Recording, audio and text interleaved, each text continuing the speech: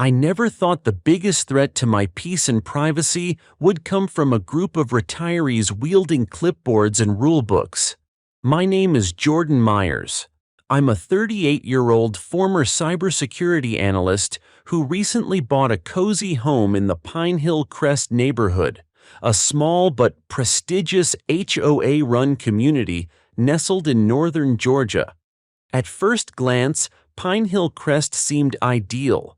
Quiet streets, well-maintained lawns, and beautiful colonial-style houses.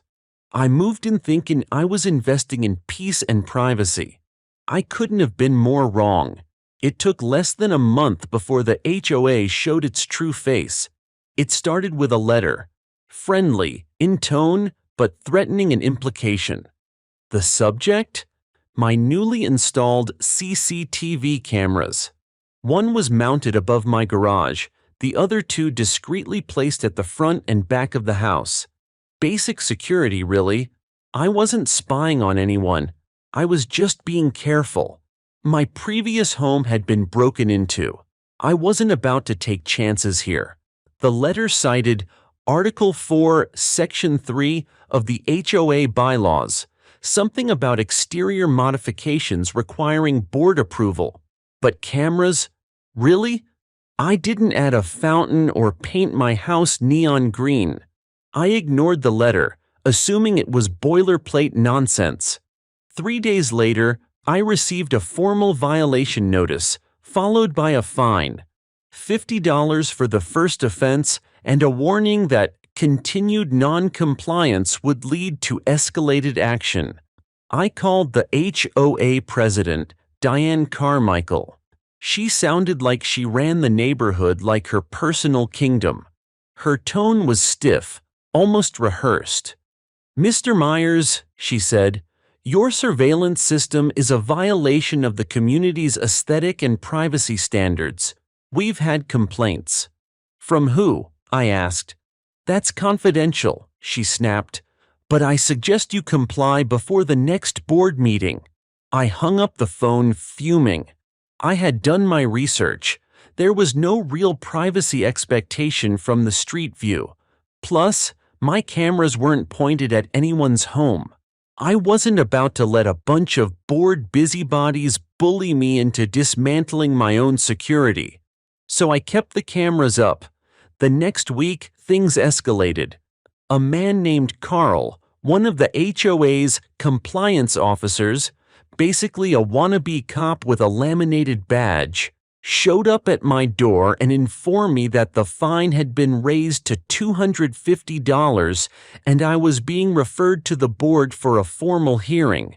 He tried to hand me a notice. I shut the door in his face. It was then that I realized this wasn't just about cameras. This was about control, about making an example of someone who didn't fall in line. So I did what I do best. I began to investigate. Using the footage from my own cameras, I reviewed every time an HOA board member had walked by my property. They often stopped, peered in, even took photos with their phones. Diane, Carl, and another member named Ron were the most frequent visitors. I suspected they were trying to gather dirt, looking for any pretense to cite me for more violations. I then decided to do something bold, something they didn't expect. I installed a dummy sign in my window. Smile.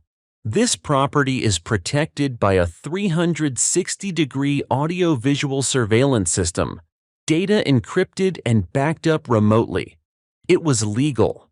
Slightly exaggerated? Sure. But well within my rights. That's when things really hit the fan. A few days after the sign went up, I got a certified letter summoning me to a mandatory HOA disciplinary hearing. The accusation? Invasive surveillance technology. They used legal language, but the essence was simple. They wanted me gone. Or at the very least, silenced. The meeting was scheduled for Friday evening in the community clubhouse, a place I had never stepped into, not out of protest, but because I had no interest in HOA politics. Now it was time to play their game. But I wasn't coming in unarmed. I knew something they didn't. Their meetings weren't properly recorded. According to state law, HOA meetings that involve disciplinary action against members must either be audio recorded or transcribed by a neutral party. Pinehill Crest didn't follow that rule, so I brought my own camera, hidden, of course.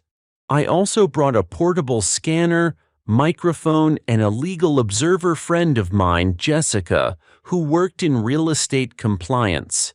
She came disguised as my cousin. As soon as I walked into the clubhouse, I felt eyes turn. Diane, sitting like a queen on her throne at the head of the table, greeted me with mock courtesy. "Mr. Myers, thank you for finally taking this seriously." "I always take privacy seriously," I said with a smile.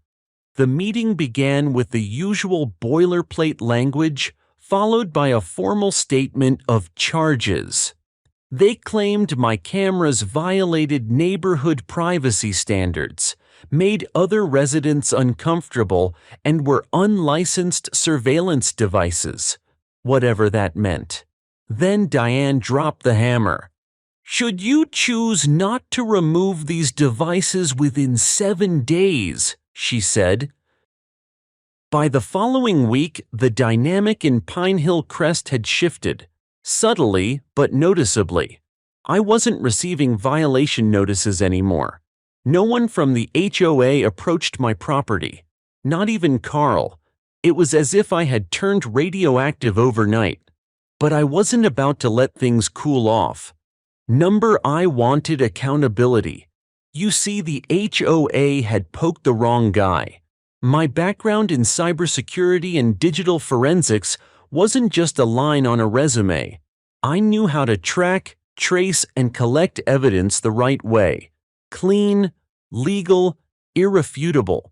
So I dug deeper.